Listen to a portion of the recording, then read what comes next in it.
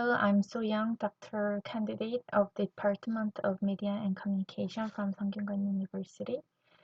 Today, I'm going to talk about incivility in avatar-mediated virtual environment.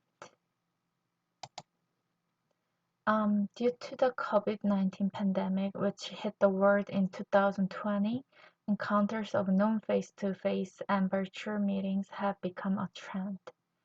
So Generation Z, who is familiar with sharing interests and producing content within a virtual environment, performs social and cultural activities through an avatar in a virtual environment that is not constrained by space and time. So this three-dimensional virtual environment is commonly known as metaverse, a combination of meta, which means virtual and transcendent, and universe, which means space. So as metaverse is widely used, crimes such as assault, bullying, and sexual harassment have occurred within virtual environments. However, systems and laws to protect the user are insufficient. So from an examination of the journals published so far on avatar and self-exposure, there are many studies on self-exposure or the physical characteristics of avatars, but research into the effect of avatar on self-exposure is still lacking. Related previous research found that people tend to find it easier to be themselves when they use and interact with avatars bearing less resemblance to their physical appearance. This is because people were perceived as not talking to real people when addressing an avatar. This leads to the assertion that the lower the level of evaluation or social anxiety that may occur in interpersonal relationships, the higher the tendency to be more open about oneself. So naturally, there is a difference in the degree of self-exposure depending on the purpose of using an avatar. User assessing the virtual environment for situational theater try to minimize their identity exposure by preferring text chat rather than voice chat. This clarifies the boundary between reality and virtuality, providing a deeper sense of immersion without discrimination according to the actual age, gender, and personality of the person participating in the situational play. And for self-awareness, refers to self-consciousness, and this according to the self-awareness theory. When we focus on our own personal traits, we can evaluate our current behavior and compare it to our own internal standards and values. This focus on self highlights both the personal and personal dimensions, making it easier to regain awareness, mood, and emotion. Stimulation increases self-awareness, meaning that self-awareness is achieved through the experience of perceiving and processing external stimuli. On reviewing the previous studies, there was a range of evidence that had been investigated, such as videos containing oneself, audio containing voice, and writing about oneself as stimuli to focus on oneself. However, the best stimulus was the mirror.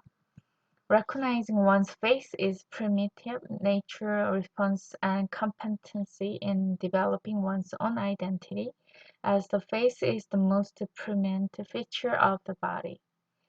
Thus, if the avatar used in a virtual environment such as metaverse is similar to the actual self, it can create a mirror effect and thus increase self-awareness. So people can express themselves in various ways through avatars in a virtual environment, and through these avatars they can become outlandish creatures such as vampires or monsters um, that are completely different from their real selves.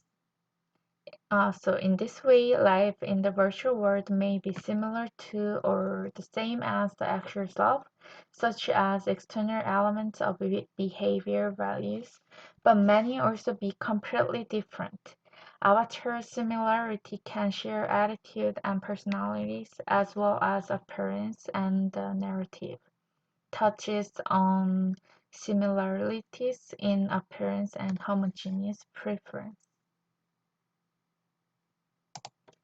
So Ames proposed in 2004 a similarity contingency model underpinned by the hypothesis that individuals are projecting to a high degree when they perceive a high level of similarity with others. So in other words, when people use avatars similar to themselves, they respond to a homophobic tendency, that is a sense of homogeneity, and suggests that they are shoehorned into immersing themselves into avatar as it already is. So on reviewing a related prior study, Hui and Cho 2014 tested a research model exploring how avatar self-similarity affects self-exposure through other theoretical concepts such as self-awareness, self-presence, and identifiability.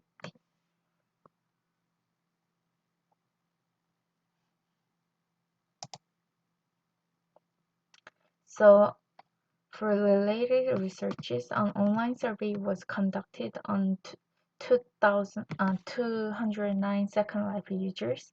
The results showed that although avatars' self-similarity affects self-exposure, it has different effects depending on how it is influenced by variables of identifiability, self-awareness, and self-existence. In particular, the more similar the appearance of the avatar representing oneself and the user, the stronger the tendency to like each other, raising self-awareness. So, in their 2017 research, state that there is a lacking of research on how user implementation affect cognitive decisions in virtual environments, such as avatars. Accordingly, to explain how users' intention to interact can be influenced by avatars, especially self-similarity, a research model drawing on self-awareness and presence was developed. So this study model was tested using a structural equation model with 209 Second Life users. So as a result, it was found that the self-similarity with an avatar had a positive effect on the intention to continue exhibiting self-awareness and self-existence. The results demonstrate that avatar characteristics affect post-adoption behavior, a key insight in relation to the importance of user autonomy in avatar design.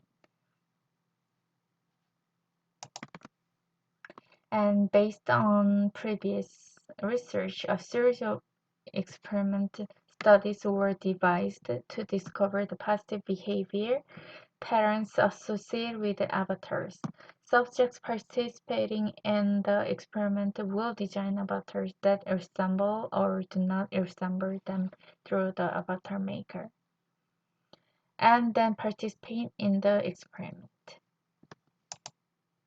The subject will then be subjected to the stimulated dramatic antisocial behavior incident that occurred in a pre-recorded virtual environment metaverse.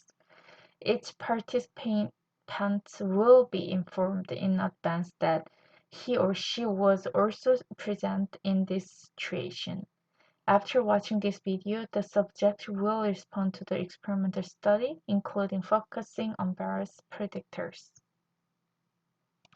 In relation to question about the similarity in appearance, they will respond to how externally similar they are to the avatars in the virtual environment setting, and the extent to which they perceive themselves to be similar or otherwise to their actual selves.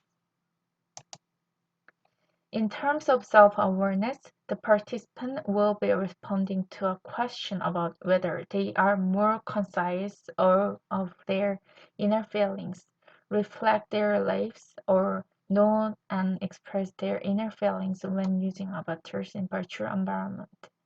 The concept of self-exposure is covered by a question focusing on the extent to which you have self-exposed to strangers whom you meet in virtual environment, and answers track multiple preference.